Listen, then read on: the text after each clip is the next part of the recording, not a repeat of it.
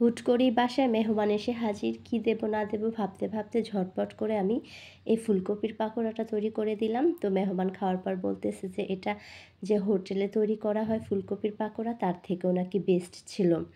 আসসালামু আলাইকুম, প্রতিদিনকার মতো নতুন একটা রেসিপি নিয়ে হাজির হয়ে গেলাম। তো আশা করছি পুরো ভিডিওটা সঙ্গেই থাকবেন।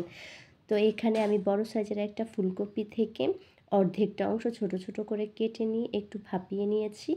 তো এটাকে আপনারা 2 থেকে 3 মিনিটের মতো ফুটন্ত গরম পানিতে একটু ভাপিয়ে নেবেন। এর বেশি সময় ভাপাতে গেলে কিন্তু ফুলকপিটা ওভারকুক হয়ে একদম নরম হয়ে যাবে, খেতেও ভালো লাগবে না।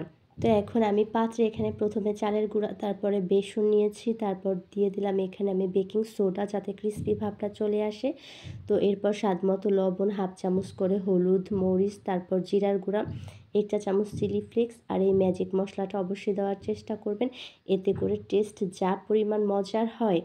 তো এরপর দিয়ে দিলাম বেশ খানিকটা ধনিয়া পাতা। তো এরপর হাফ চামচ করে আদা আর রসুন বাটা, এটা কোনোভাবেই স্কিপ করবেন না। এরপর পানি দিয়ে আমি একটা পাতলা ব্যাটার তৈরি করে নিয়েছি। তো ব্যাটারটা কীরকম হবে আশা করি দেখেই বুঝতে পারতেছেন, একদমই কিন্তু পাতলা হবে না।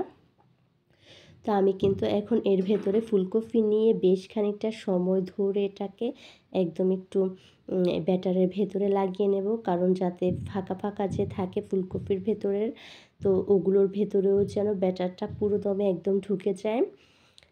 আর সত্যিকার অর্থে আমার নিজেরও পার্সোনালি আমার এই ফুলকপির পাকোড়াটা খেতে মানে খুবই দুর্দান্ত হয়। আমার মেয়ে, হাসব্যান্ড সবাই ভীষণ রকমের পছন্দ করে।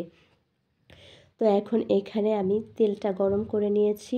তো তেলটা গরম করে নিলে কিন্তু একদম খুব বেশি পরিমাণে গরম করবেন না, মিডিয়াম আঁচে রাখবেন, না হলে দেখা যাবে যে একদম পুড়ে যাচ্ছে, উপরে কালারটা খুব দ্রুত চলে আসছে। তো এখন আমি এগুলোকে মিডিয়াম আঁচে একদম সুন্দর একটা কালার আসা পর্যন্ত তারপর ভেজে নেব।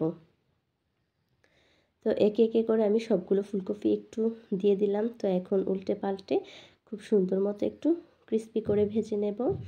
সন্ধ্যার নাস্তায় কিংবা অতিথি আপ্যায়নে কিন্তু আপনারা চাইলে ঝটপটে রেসিপিটা একদম তৈরি করে নিতে পারেন। আর সত্যিকার অর্থেই কিন্তু এটা প্রশংসা পাওয়ার মতোই একটা পাকোড়া ছিল। তো যাই হোক, শীতও চলে যাচ্ছে প্রায়, তো একবার হলেও এভাবে ট্রাই করার অনুরোধ রইল। তো আমি এখন উল্টে দিয়েছি, কালারটা খুব সুন্দরভাবে হয়ে গেছে আর এগুলোও কিন্তু প্রপারলি হয়ে গেছে। তো এখন তুলে নিচ্ছি। আর দেখতে কি পরিমাণ ইয়াম্মি লাগছে আশা করি আপনারা দেখেই বুঝতে পারতেছেন।